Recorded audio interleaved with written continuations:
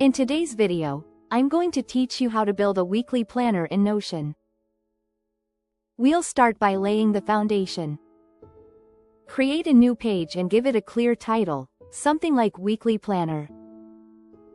Add a database to this page, table or calendar both work, and you can switch views later.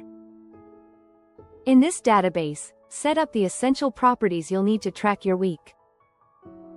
Add a name for each task or event, a date so you can schedule it, a status property with options like Not Started, In Progress, and Done, and a priority property with High, Medium, and Low. It's also helpful to include tags or categories to group items by areas of life, like work, personal, or health. Next, create views that let you see your plans from different angles. For a weekly view, use the calendar view to get an at-a-glance snapshot of your week. For a Kanban-style overview, switch to a board view grouped by status so you can move tasks across stages. Then add a Today view. Filter the database so it only shows items where the date is today. This view keeps your daily focus tight without losing sight of the bigger picture. Now, let's develop your planning method.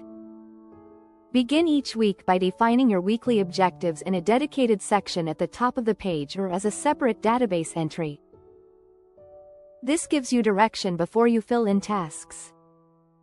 For prioritization, use the Eisenhower matrix concept to decide what gets your attention first. Urgent and important tasks have priority, while not urgent and not important tasks can be deferred or dropped. If you prefer simplicity, rely on the priority property and sort your views accordingly. Time blocking helps you protect focus. In the date property, enable time and assign start and end times to tasks, especially deep work. This turns your list into a realistic schedule. For tasks that repeat every week, create database templates with pre-filled details, think recurring meetings, planning sessions, or routines, so you can add them with one click and duplicate them week after week. Finally, refine and optimize your system. Link this weekly planner to other Notion databases, like projects or resources, to keep everything connected and reduce context switching.